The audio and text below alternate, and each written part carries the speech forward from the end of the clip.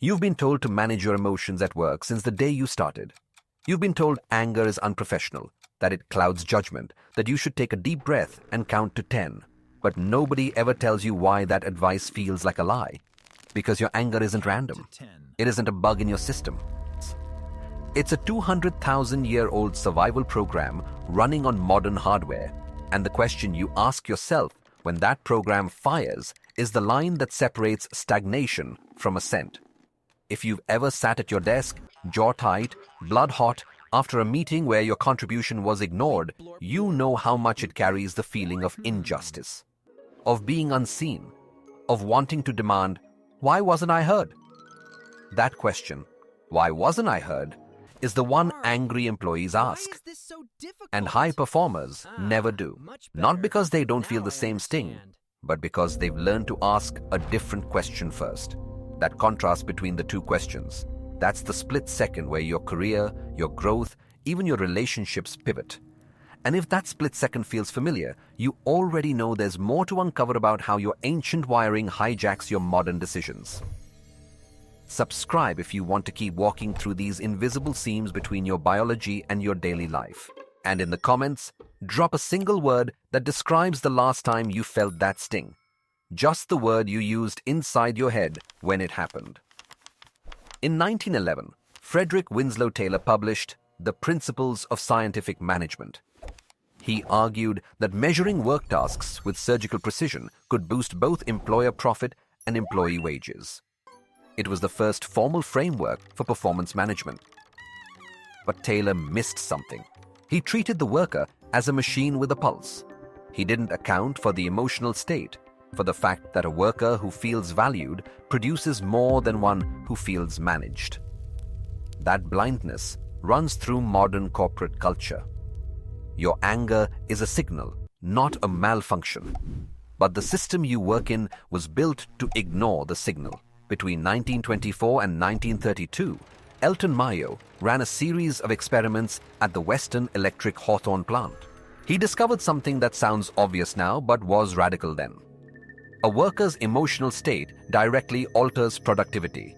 When workers felt seen, their output rose.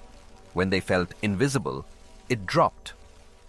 Mayo coined the term psychological conditions of work. But here's what nobody tells you. Those conditions don't just affect your numbers.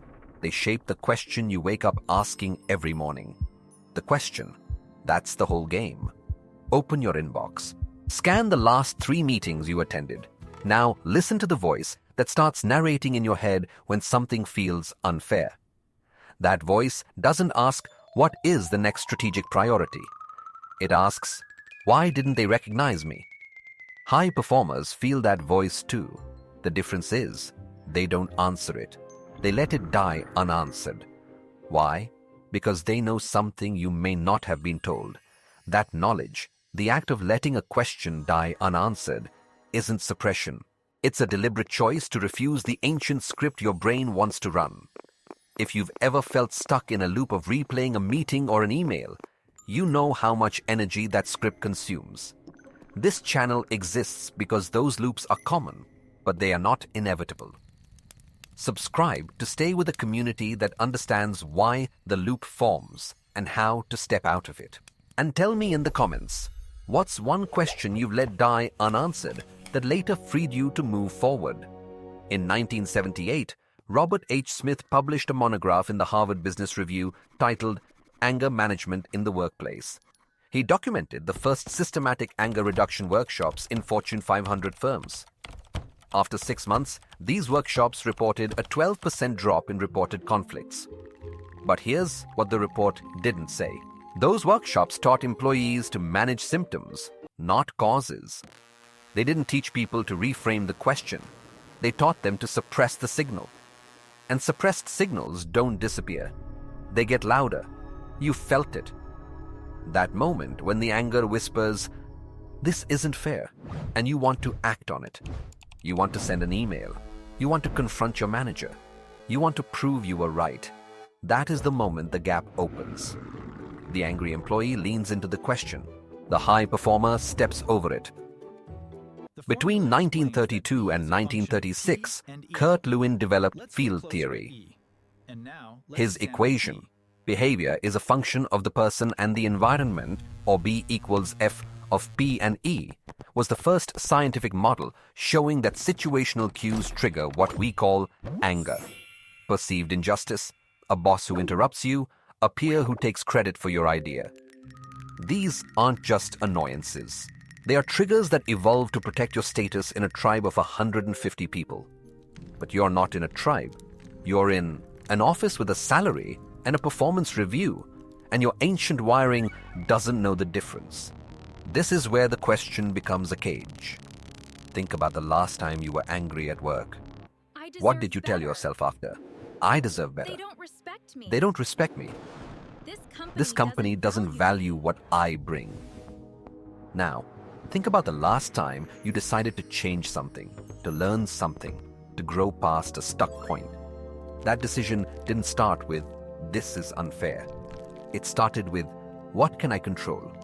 In the 1990s, the 360-degree feedback model emerged at the London Business School.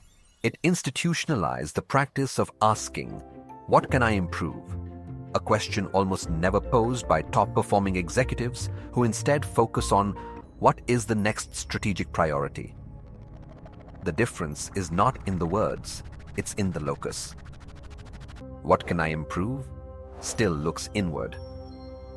What's the next strategic priority? Looks forward. One keeps you in the cycle. One breaks it. Notice what you just did. You started to think about your own situation. You scanned your memory for a moment of anger. That's normal. Everyone does it. But here's what matters. The moment you turned inward to analyze the anger, you also turned away from the action the anger was demanding. High performers know this instinctively. They don't analyze the sting. They look at where the game is going next. In 2002, Grande, Tom, and Braun published a study of 162 frontline service workers. 48% reported that angry customers triggered emotional exhaustion, which reduced task accuracy by 23%. Anger doesn't just feel bad, it measurably degrades your performance. But here's the part that changes everything.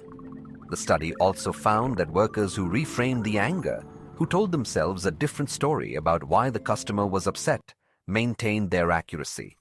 They didn't suppress the feeling, they recontextualized it. That is what high performers do. They don't suppress anger, they out-narrate it. You've been carrying a story about why things happen to you. That story feels true because it matches your emotions. But it's not truth. It's a narrative your brain constructed to make sense of a threat. And you can rewrite that narrative in the time it takes to breathe twice. Let's go deeper. In 2010, Keltner and Lerner published fMRI research on anger-driven decision-making.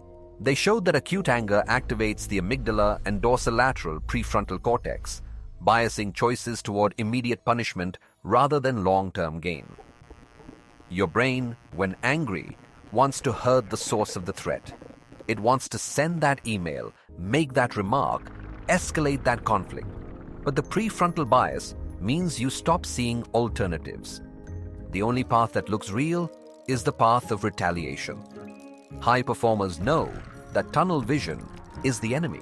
They don't trust their decisions when the tunnel closes in. So what do? They wait. Not forever, not passively, but they buy time. They know that the question, "Why wasn't I heard?" has a shelf life. If you can survive the first 90 seconds of that question without acting on it, the tunnel begins to widen. And in that wider space, a different question emerges. Given what just happened, what's the most valuable next move for me? That is the question your ancestors never needed to ask. In a tribe of hunter-gatherers, status was everything. If you were disrespected, your survival was at stake. You had to react. You had to escalate. But that wiring was calibrated for a world of 50,000 years ago, not for a world of quarterly reviews and Slack messages, not for a world where the most dangerous move is the one that feels most natural. Your anger is not a personality flaw. It is a signal from a body that still believes it lives in a camp, surrounded by predators, dependent on the favor of a chieftain who could decide your fate over dinner. That body is wrong about the situation, but the signal is real. And the question you choose to ask yourself determines whether that signal becomes a chain or a compass. The one question angry employees ask is, why wasn't I seen? The one question high performers never ask is the same. Not because they don't want to be seen, but because they know that asking it locks you into a story where you are a victim waiting for rescue. And rescue never comes from outside. It comes from the moment you lower the question and look at what is actually in front of you.